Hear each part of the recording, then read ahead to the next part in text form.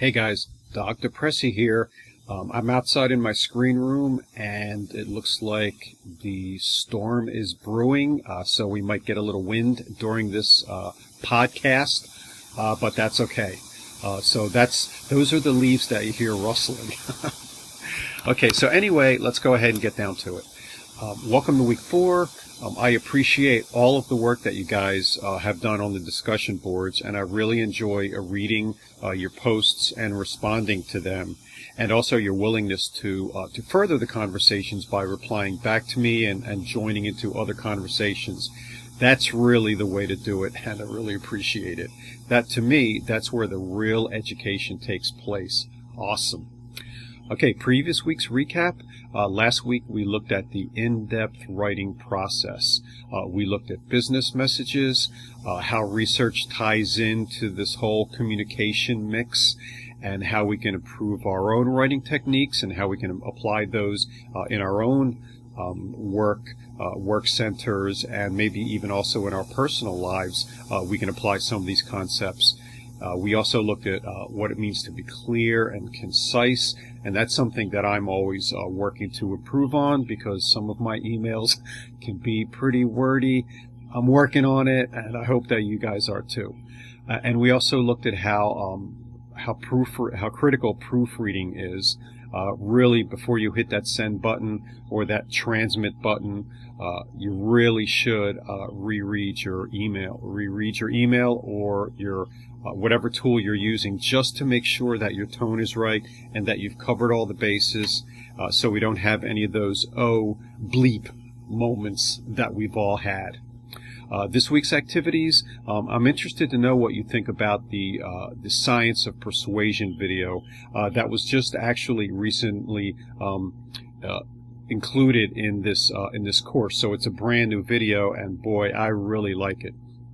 This might be the best 12 minutes of video watching that you'll watch this week. It's very informative and very exciting. If you like the video, please leave me a comment below the announcement and just kind of say what you liked about the video, or just maybe just the one takeaway that you got from watching it, from spending the time to look at it. It's a really good video. Okay, so do you ever fall victim to friendly persuasion? Well, I did recently. I recently plunked down $1,000 for a kitchen knife set that my niece was selling, or hawking, as it were. Can I afford that? Heck no.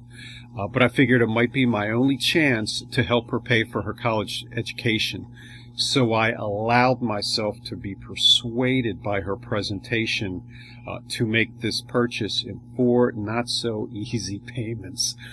So my question to you is, which of the 6 elements of that scientific persuasion video that you just watched in the interactive lecture would my situation fall into?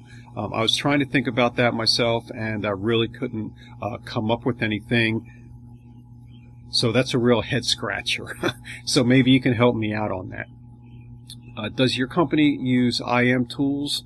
I'm looking forward to reading your experiences in this week's discussion question. From my own personal standpoint, I've been working from home since 2010, so it's now been, 7 years. Boy, the time really does fly. Since I've been in what I call the cubicle world, and I'm sure you guys know what I'm talking about. So we didn't have IM tools back then. We did have cell phones, but texting wasn't being used in the workplace at that time. So I am really interested in reading your experiences and sharing them, and telling some of the pros and cons of using these tools. Do we sometimes over-rely on them? What are some of the pitfalls, and what are some advantages? Things like that. I'm also looking forward to reading your persuasive papers that you'll develop and submit for this week's critical thinking assignment. As usual, have a great week. I'm really enjoying the class so far. You guys are doing great, and we'll see you on the discussion board during week 4. And do remember, if you have any issues that come up, if you'd like some help, some clarification, or if you just want to say, hey, Dr. Pressey, how's it going? Feel free to ping me on email. I read my emails continuously. As a matter of fact, right now I have a tab set up so that I can see when new messages come in.